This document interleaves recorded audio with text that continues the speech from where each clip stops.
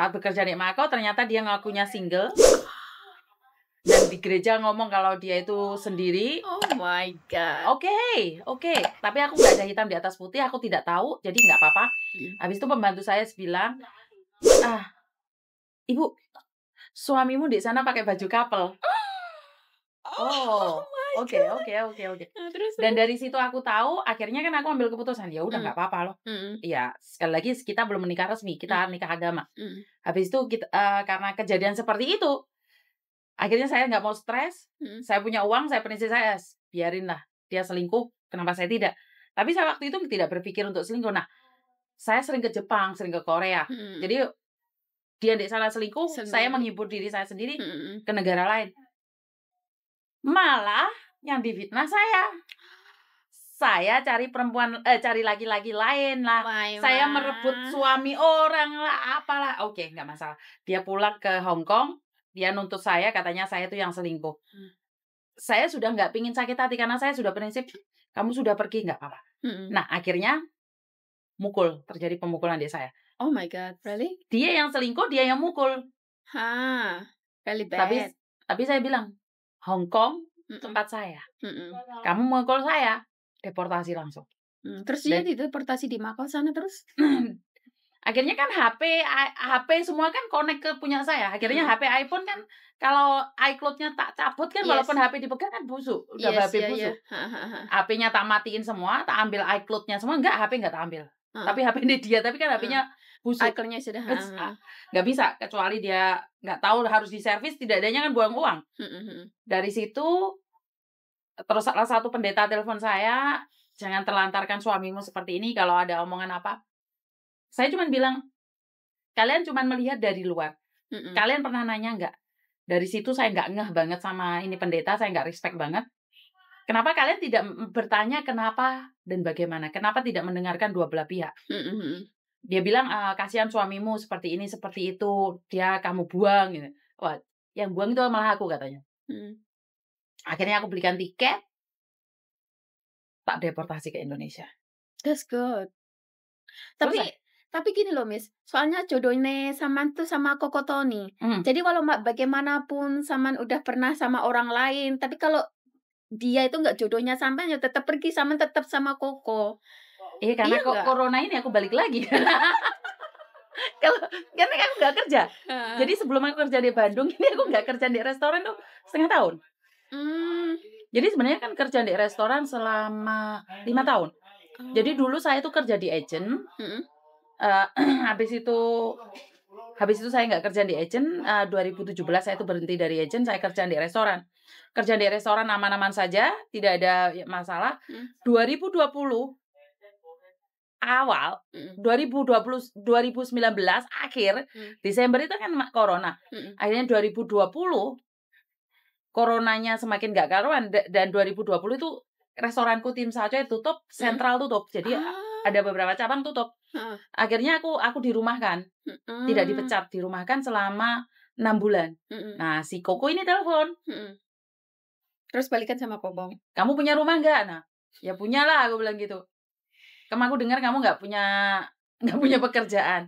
Balik nggak? Balik, aku bilang gitu. Ya balik. Berarti Koko baik loh, Ce. Ya baik nggak baik? Enggak, dulu kan dia penjudi.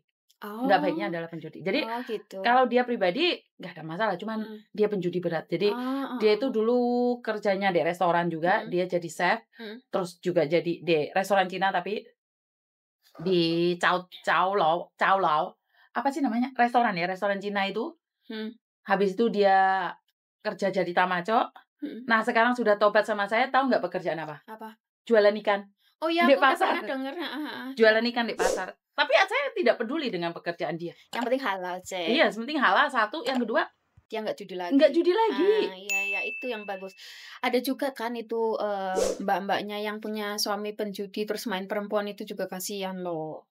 Wah, saya tuh dedel-duelnya kan judi itu. Jadi saya memilih untuk tidak bersama dia.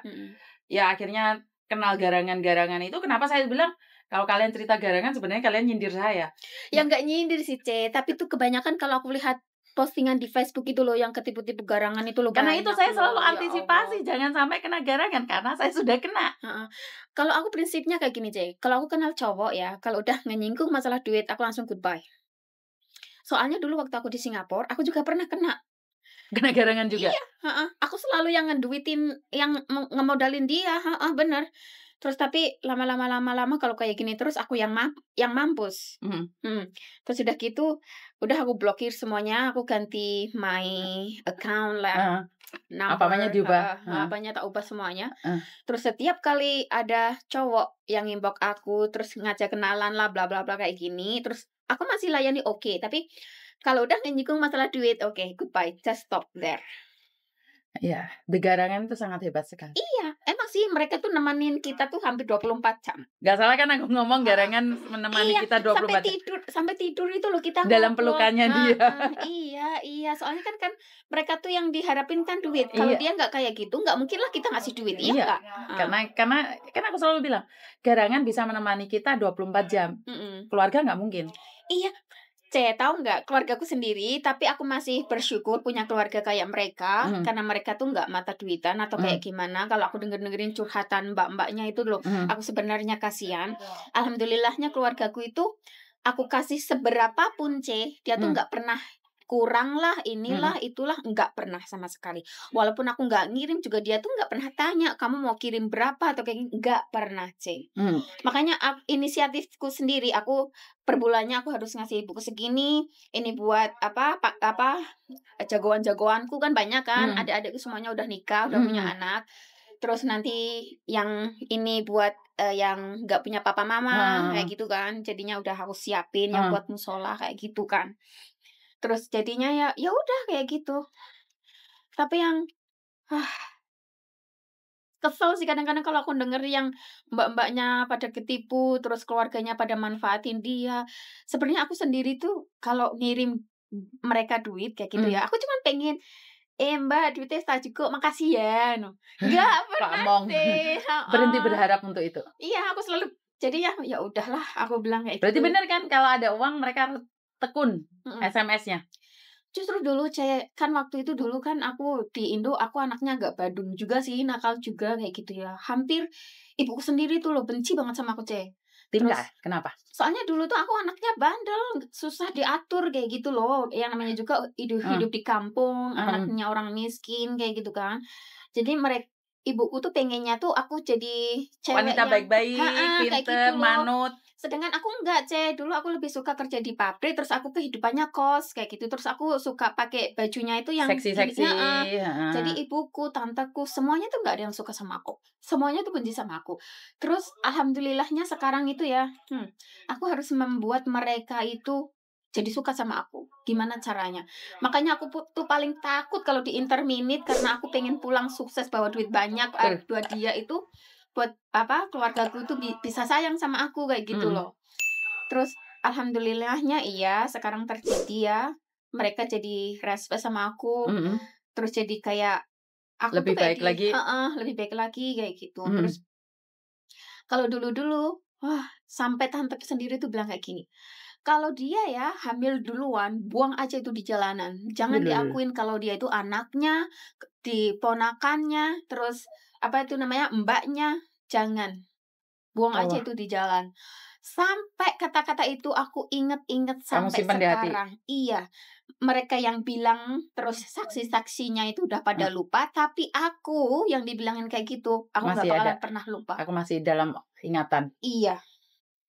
Makanya sekarang kalau kadang-kadang, tapi alhamdulillahnya kata-kata itu emang bener doanya mereka. Doa apa yang kita katakan baik itu akan jatuh keluar ke kita baik. Jatuhnya baik. Betul. Tapi kalau kata-kata keluar jahat pasti kebalik baliknya sama juga dia. Soalnya apa? Anaknya sendiri juga gini kan? Nah, kayak gitu. Kan aku selalu bilang, ucapan kita sebenarnya doa kita. Kalau kita menghina orang lain, sebenarnya kita sedang mempersiapkan menghina diri sendiri. Iya, benar-benar. Karena saya selalu bilang, koreksi saya kalau saya salah. Karena saya cuma penyambung lidah. Kadang-kadang itu apa yang saya sampaikan bukan dari saya pribadi. Tapi kalau saya dihujat kan saya jadi bingung. Iya. Ini cuma saya menyampaikan informasi ini agar yang lainnya lebih hati-hati. Bukan saya itu menghakimin, tidak. Saya itu tidak ada maksud menghakimi kalian. Tapi sekali lagi ya, Saya tidak tahu karena tujuan saya satu, YouTube itu bukan cari absennya. Iya, ya. Bukan cari kontennya. Tapi justru ada ada YouTube-nya Miss Yuni itu jadi anak-anak tuh pada tahu yang dulu-dulunya nggak tahu, dulu-dulunya mau cerita ke kemana nggak tahu kan. Istilahnya kalau emang di sini tuh kita butuh teman untuk ngeluarin kata-kata dalam hati kita. Soalnya ada teman juga walaupun kita ngomong ngeluarin unek-unek dalam hati terus teman itu kadang-kadang nggak bisa dipercaya loh. Terus dia tuh ntar ngomong sama sini jadinya tuh jadi boom kayak gitu. Makanya kalau di sini kan kalian ada yang bilang cerita aib. Bukan aib ya. Kadang-kadang kita yang pengen mengeluarkan isi hati gitu loh. Kalau aib kan dia ngomong di depan kamera terus ngobrol kayak gini kan nggak kelihatan siapa kamu. Iya. Kan aku bisa bilang orang miskin menikah sama bule. Emang aneh? Enggak kan? Enggak. Kan Tuhan. Iya, Tuhan yang nentuin. Apakah Tuhan itu nulis ya yang miskin sama yang miskin, yang kaya sama yang kaya? Kan enggak. Tuhan enggak ngomong seperti itu. Rezeki kita juga enggak ada yang tahu. Makanya aku bilang, kamu si miskin dari Indonesia menikah dengan bule Kanada. Ada yang aneh? Tidak. Iya. Karena itu satu doa juga.